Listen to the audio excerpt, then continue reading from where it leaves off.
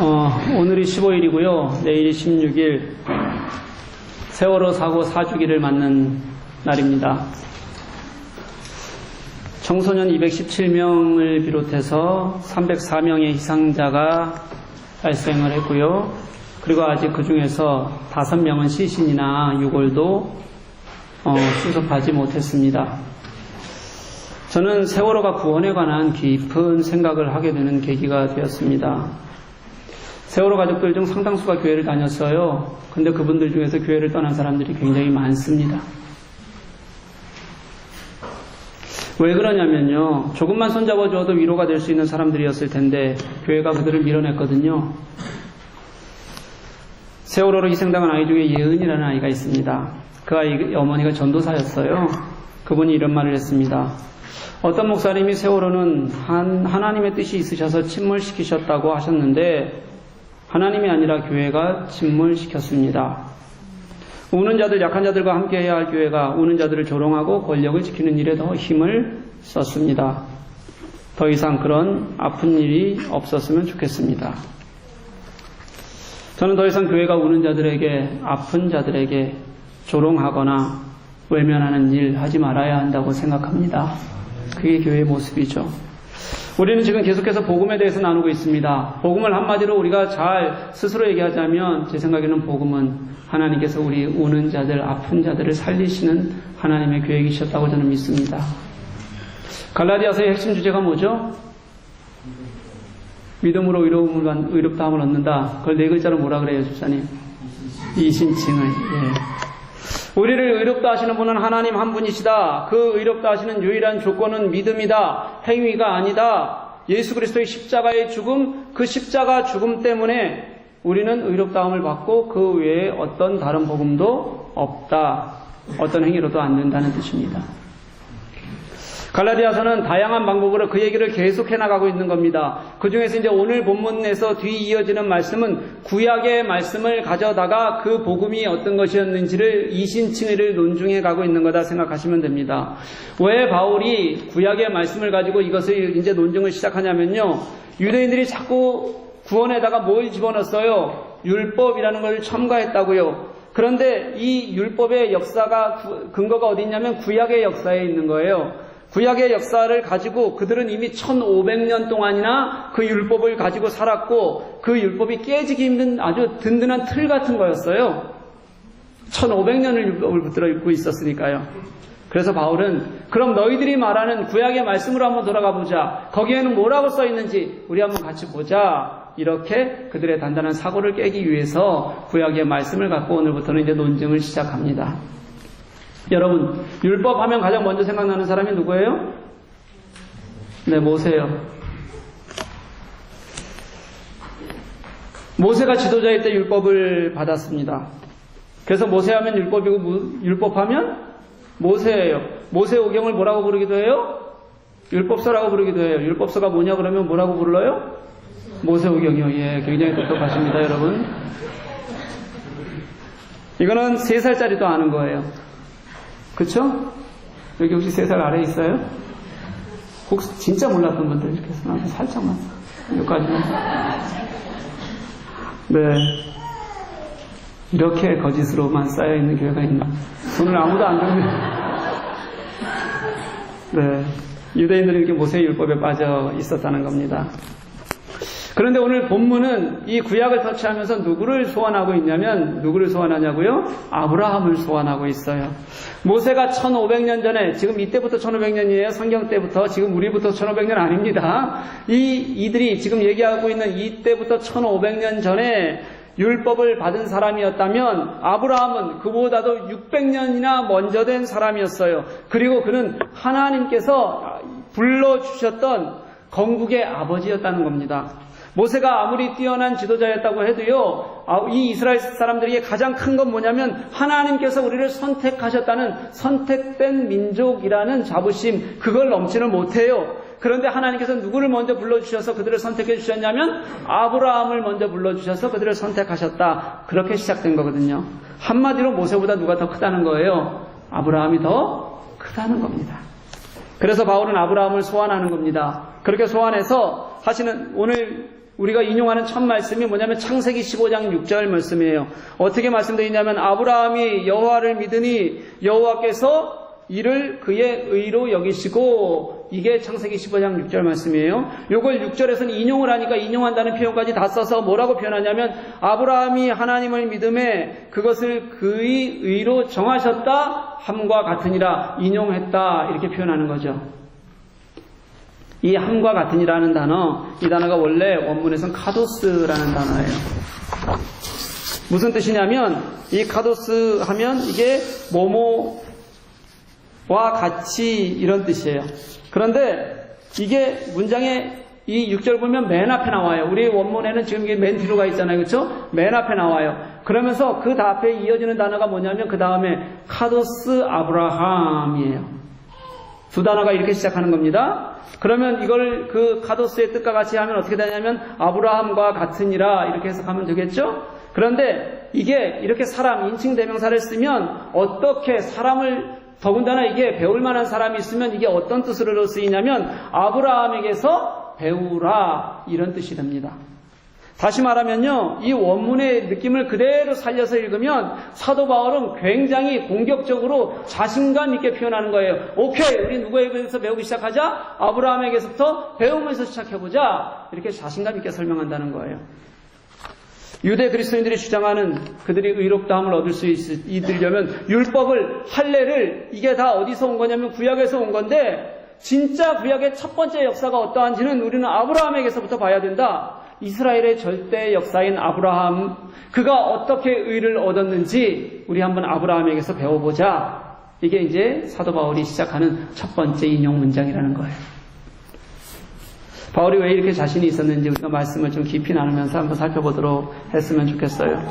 오늘 본문에는 아브라함이 하나님께로 받은 말씀이 두 가지가 나와요. 오늘 본문에 지금 6절에 있는 거, 이 15장 6절 말씀 하나 있고요. 그 다음에 8절에 하나가 더 나오는데 그건 12장 3절, 창세기 12장 3절 말씀을 두 개를 인용합니다.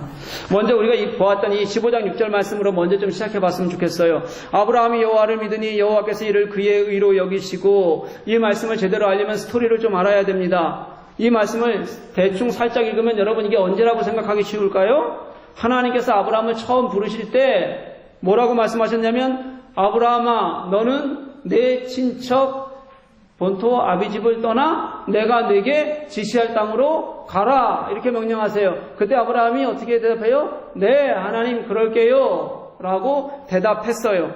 그때 그가 하나님을 믿었다. 이 상황 맞을까요? 틀릴까요? 맞을까요? 틀릴까요? 이거는 뭐 여러분들 어차피 모르니까 찍는 거예요. 그냥 반반이에요. 네, 틀려요. 이때가 아니라는 겁니다. 요거 생각하면 그때로 생각하기가 되게 쉬워요. 요 말씀만 보면. 근데 하나님이 아브라함을 처음 부르실 때는 창세기 몇 장이냐면 12장이에요. 그리고 오늘 이 인용 말씀은 창세기 몇 장이라고요? 15장입니다. 언제냐면 한참 뒤에 하나님께서 아브라함에게 다시 자녀에 대한 약속을 다시 주실 때 이야기예요. 어떤 이야기냐면, 하나님께서 아브라함을 처음 12장에서 부르실 때 아브라함의 나이가 75세였고요. 그때 너를 통해서 모든 큰 민족을 이루게 하시겠다고 약속을 주셨어요. 그럼 빨리 아이를 낳아야 되잖아요. 그렇죠? 근데 하나 낳아서는 안 될 거 아니에요. 그렇죠? 자기 생각에 지금 내가 75세인데 살아도 조금 있으면 이제 어떻게 돼요? 태가 끊길 텐데 빨리 낳아야 되는데, 이 우여곡절을 겪으면서 하란으로 갔다가 하란에서 가나안으로 오고 가나안 땅에서 또 어려움을 겪으면서 살면서도 하나님께서는 그를 축복하신단 말이에요. 재산도 늘었어요. 종도 늘었어요. 자신을 따르는 사람들도 늘었어요. 자신이 개인적으로 부릴 수 있는 군사가 400명이 넘을 정도였으니까 얼마나 하나님께서 축복하셨겠어요. 그렇게 축복을 했는데도 불구하고 딱 하나 안 주시는 게 있는 거예요. 뭐예요? 자녀를 안 주시는 거예요. 그게 가장 첫 번째 약속이었는데. 그래서 묻는 겁니다. 하나님, 저에게 약속해 주셨는데 왜 여전히 자식이 없는 거예요? 제가 자식은 없고 이렇게 훑어보니까 제 주위에 저를 도와주는 집사인 다메섹 사람 엘리에셀이 있는데, 그럼 저 사람에게 상속하면 돼요? 저 사람 얘기하는 거예요? 하나님이 주시겠다는 민족이? 하나님께서 이렇게 대답하세요. 내 몸에서 날 자가 내 상속자가 될 것이다. 무슨 말이에요? 아브라함의 상속자는 자신의 아내였던 누구를 통해서요? 사례를 통해서 하나님께서 주시겠다고 약속하시는 거예요. 그리고 밖으로 데려나가세요. 저녁이었나 봐요. 밤에 무수한 별들이 쫙 있었을 거예요. 보여주고 나서 아브라함에게 너의 자손이 저 별과 같이 많을 것이다. 그렇게 약속해 주셨어요. 그리고 이어지는 말씀이 오늘 인용된 본문이에요. 아브라함이 여호와를 믿으니 여호와께서 이를 그의 의로 여기셨다. 아브라함이 뭘 믿었나요, 여러분? 하나님. 눈에 보이는 무엇을 믿었던 것이 아니라 하나님의 약속을 믿었어요. 하나님께서 우리가 보기에는 불가능할 것만 같은 그런 약속을 주셨는데 아브라함은 다시 그 약속을 믿었다는 겁니다. 그래서 하나님께서는 그의 믿음을 보시고 그를 의로 여기셨다. 이렇게 말씀하시는 거예요. 아브라함이 스스로 의롭게 되었다는 뜻 아닙니다. 우리는 아브라함이 순종 잘하니까 의로운 사람인 것처럼 알지만 그가 어떤 의로울 만한 기초적인 행동을 한 것이 그의 삶의 변화를 가져온 것이 의롭게 된 이유가 아니었다는 거예요. 인간적으로 보기에는 너무 늦은 것 같은데도 불구하고 그런데도 하나님께서는 약속해 주셨고요. 아브라함은 그 약속을 네 하나님, 제가 하나님 말씀하셨으니까 그걸 믿겠습니다. 그렇게 대답했더니 믿었더니 하나님께서 그래 너는 참 의로워 라고 하나님께서 그들에게 칭의를 어떤 행위 때문이 아니라 하나님에게서만 올 수 있는 의로움, 그것을 아브라함에게서 시작되게 하셨다는 말씀이에요. 이 말씀이 여기만 나오는 거 아닙니다. 바울은 나중에 한 10여 년이 더 흘러요. 그리고 로마에다가 편지를 씁니다. 그걸 우리가 뭐라고 불러요? 로마서. 네. 굉장히 잘 알죠? 로마서 4장 1절 3절이 이래요. 그런즉 육신으로 우리 조상인 아브라함이 무엇을 얻었다 하리요? 만일 아브라함이 행위로서 의롭다 하심을 받았으면 자랑할 것이 있으려니와 하나님 앞에서는 없느니라. 성경이 무엇을 말하느냐? 아브라함이 하나님을 믿음에 그것이 그에게 의로 여겨진 바 되었느니라. 여기서도 마찬가지죠. 똑같은 말씀 인용이에요. 모든 의롭다함의 기준이 아브라함의 행위로는 자랑할 것이 하나도 없다. 의롭다함의 오로지 기준은 전적인 하나님의 은혜에 있다. 어떤 행위라도 불가능한 거고요, 여러분.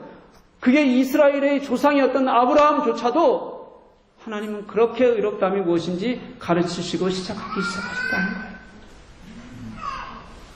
하나님은 이미 할례가 있기 전부터예요, 이게. 모세의 율법을 아브라함은 알지도 못했어요. 그보다 600년 이후의 얘기예요. 이미 하나님께서는 그를 의로 정하셨다, 의롭게 하셨다, 의롭다 말씀하셨다. 이게 구약에 나타난 하나님의 의롭다 하심이라고요. 신약 얘기가 아니라는 겁니다. 제가 한국 신용카드를 가지고 있습니다.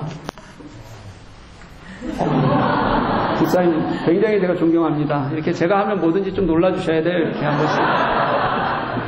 제가 독일 신용카드가 없어요. 왜냐하면 독일 신용카드는 웬 연회비가 그렇게 비싸요. 없습니다. 그래서 저는 한국에서 20살 때 만들었던 신용카드를 지금까지 개인 카드인데 그냥 쓰고 있는 겁니다. 그 한도가 얼마인지 아세요 혹시? 얼마요? 100만 원? 아 진짜 너무하다. 400이요? 제가 개인 카드인데 한도가 1000만 원이에요.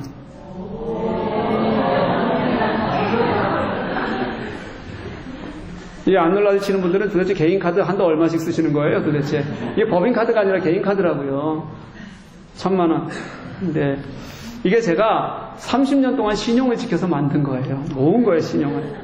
제가 할 수 있는 최선, 진짜 죽어라고 노력해서 저 사람은 저 정도 신용은 돼 라고 받은 게 바로 인정받은 금액이라는 거죠.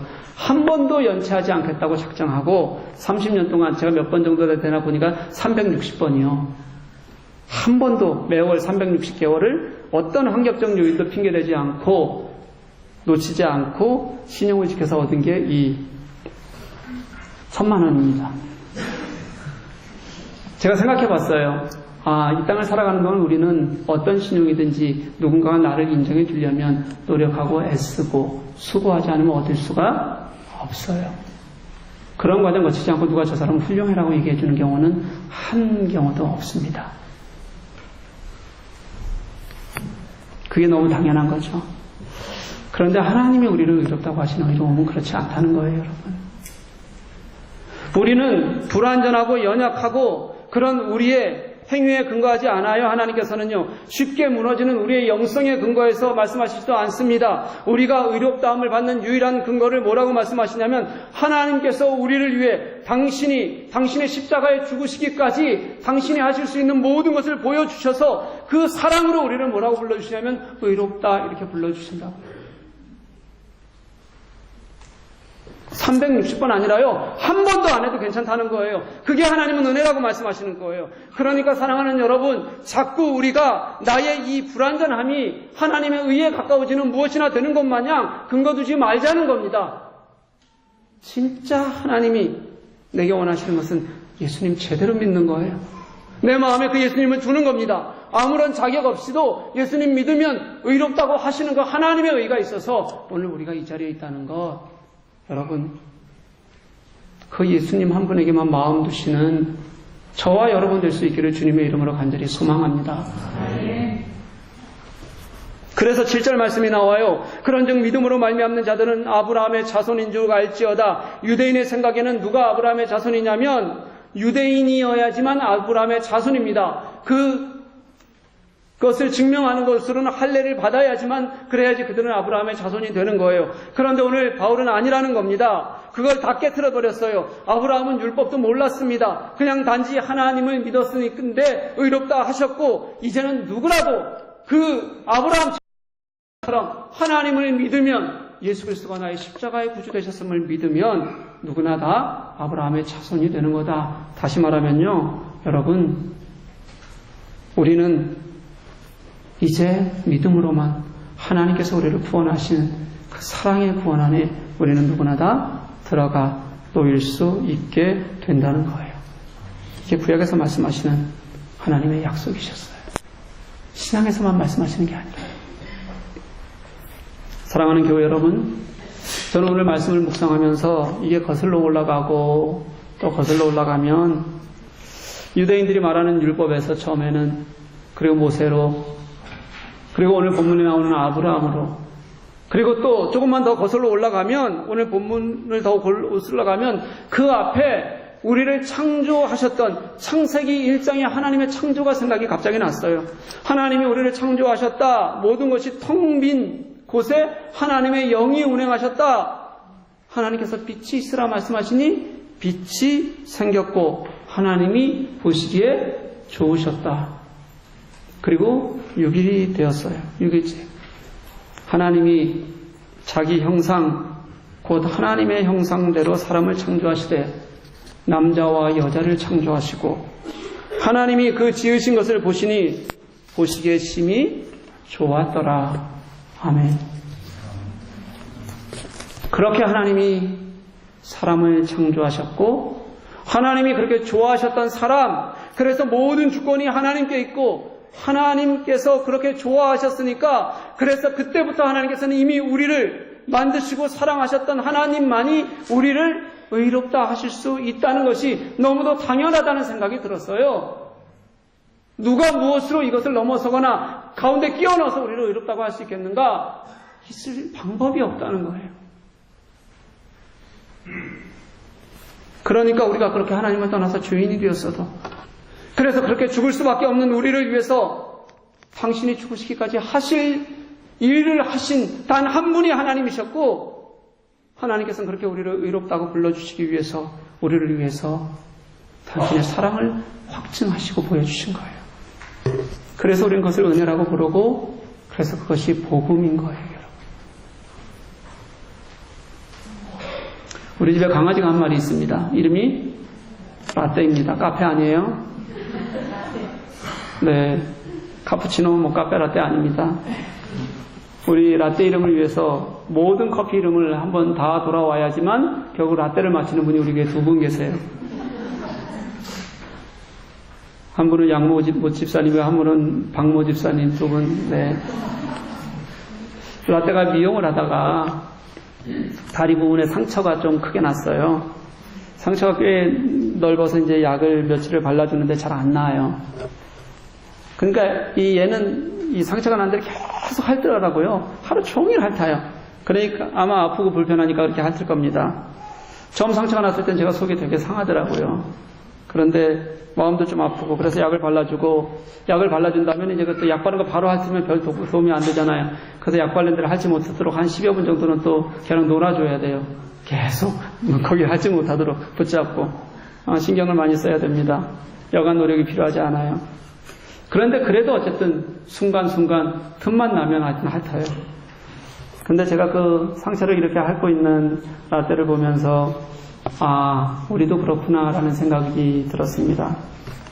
우리도 아픔이 있으면 그 아픔을 계속 보게 됩니다. 계속 신경 쓰이게 되고 신경 쓰지 않아도 자꾸 나를 콕콕 찌릅니다. 결국 그게 전부인 것처럼 여겨지게 되고요. 그리고 무너질 것 같은 절망을 경험하게 되기도 합니다. 그런데 아니라는 거예요, 여러분. 그렇게 나는 혼자 고통스러운 것 같은데 나는 혼자 어려운 것 같은 그 시간에 하나님은 그 상처에 약을 발라주시고 그 상처가 덧나지 않도록 계속해서 지켜보고 계시는 겁니다.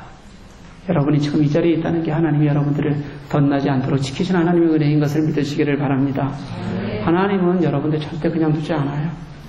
우리를 의롭다고 하시는 은혜가 바로 그거예요.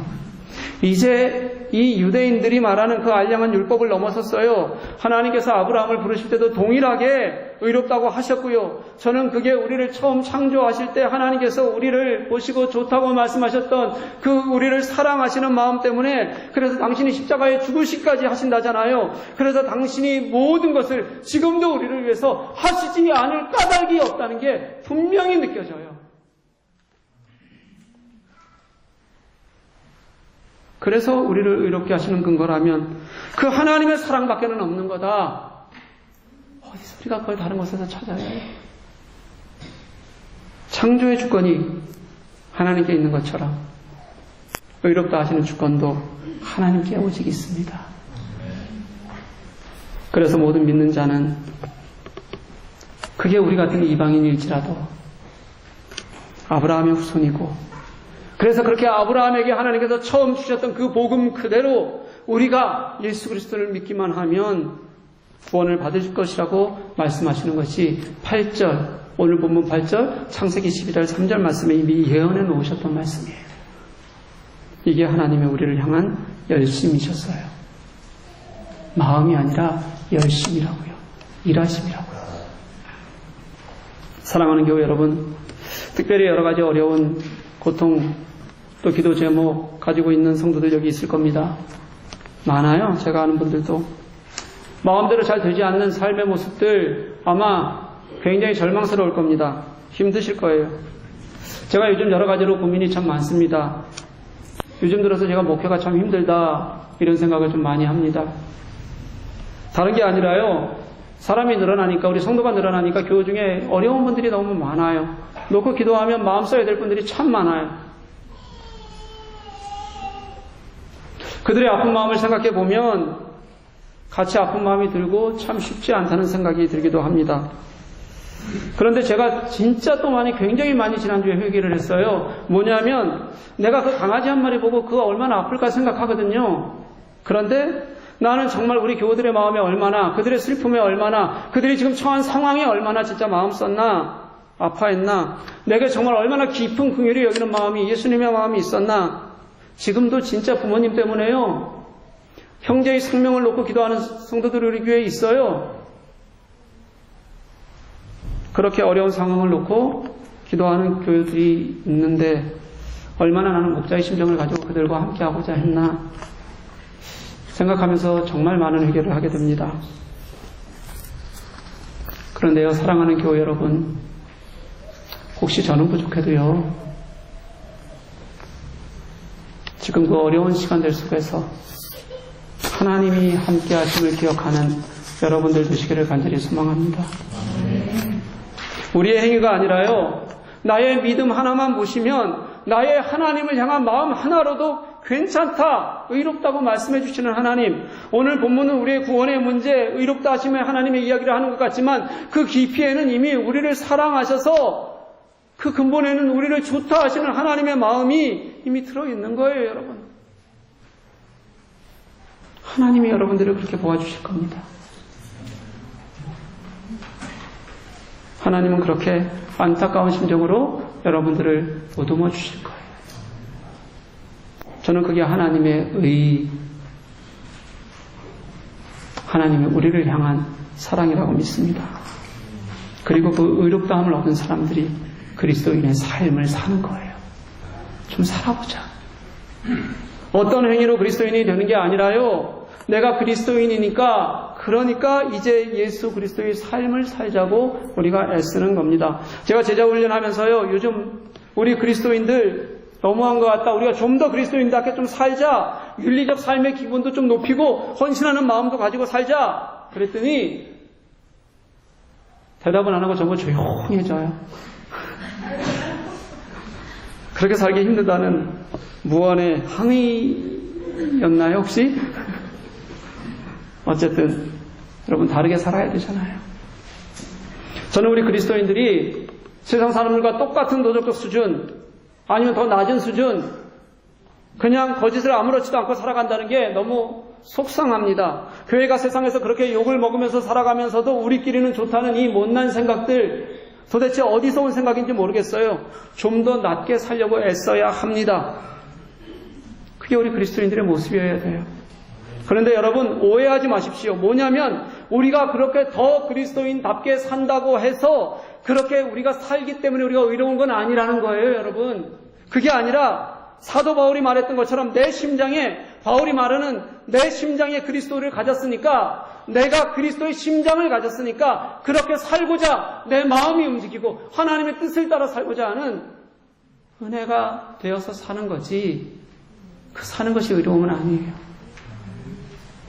의롭다함을 받은 자들이 사는 모습이어야죠. 그것이 무슨 의롭다함을 얻는 동기처럼 생각돼서는 안 된다는 거예요. 모든 의롭다함의 길은 오직 하나님께 있습니다.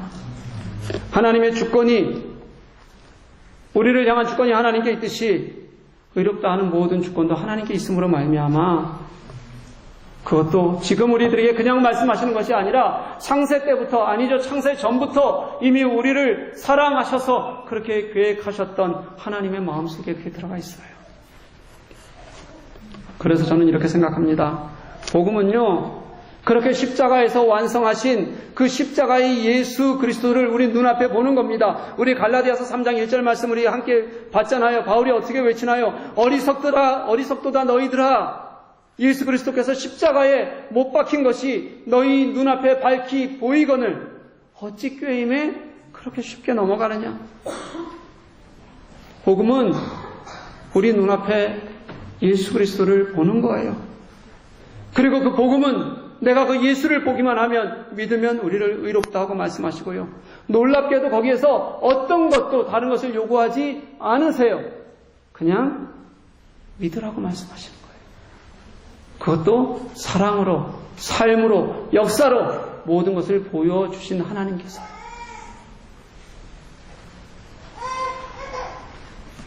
그리고 저는 그 십자가를 바라보면 이제 우리를 위해서 그분이 하신 일들 또 그분이 우리를 통해서 하실 일들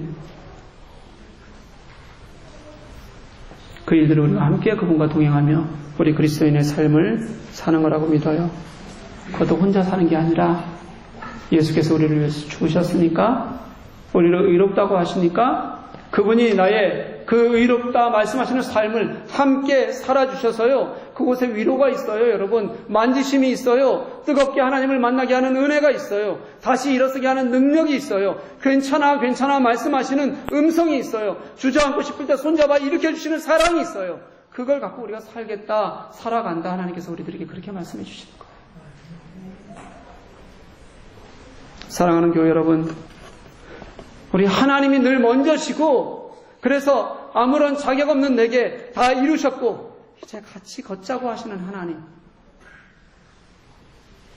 그 하나님으로 사는 우리가 되기를 간절히 소망합니다. 하나님은 그렇게 우리들에게 완전하신 분이세요. 내가 앞서가는 것이 아니라 결단하고 쫓으라는 목자의 음성을 듣고 그분을 쫓아가면 따라가면 되는 길을 그는 완전하게 우리 앞에서 걸으셔요. 우리 오늘 그 하나님의 사랑하심, 의롭다 하시는 은혜, 그 완전하신 하나님을 향하여 우리의 마음을 드리는 저와 여러분 될 수 있기를 주님의 이름으로 간절히 축복합니다.